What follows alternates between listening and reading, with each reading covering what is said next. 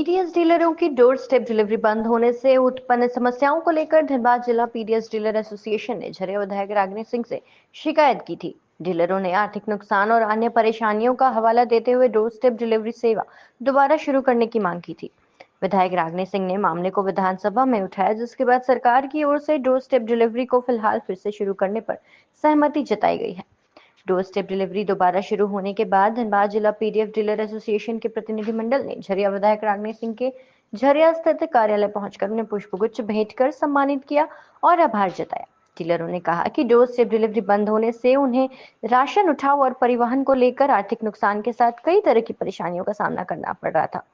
विधायक रागिनी सिंह ने कहा कि डोर स्टेप डिलीवरी बंद होने से पीडीएफ डीलरों को काफी परेशानियां हो रही थी।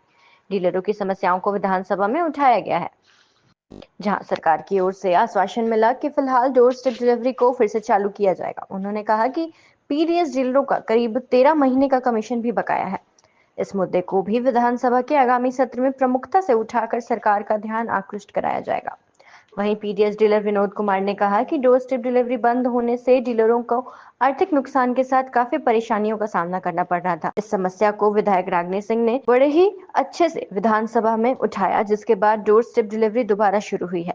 इसके लिए डीलरों ने विधायक को सम्मानित कर धन्यवाद दिया। उन्होंने सरकार को डोर स्टेप डिलीवरी को नियमित रूप से जारी रखने और 13 महीने की बकाया कमीशन का भुगतान जल्द कराने की भी मांग की। सभा भी उठाए, प्लस पर्सनली इन लोगों के मुद्दा को लेकर राज्य सरकार सचिव से मिले और सारे विषय को रखे और कहीं ना कहीं धन्यवाद देंगे। इस विषय को समझे और संज्ञान भी लिए और कुछ दिनों के लिए टाल दिया गया है, जबकि इनके माल को रोक दिया गया था, सप्लाई नहीं मिल पा रहा था। बहुत ऐसा इशू है इनके साथ, जैसे तो ऐसे विषय पे इन लोगों के साथ बहुत सारी समस्याएं थी। सरकार अभी सचिव के द्वारा जो चिट्ठी आया है, फिलहाल तो अभी कुछ दिनों के लिए टल गया है, लेकिन समस्या अभी भी बहुत है।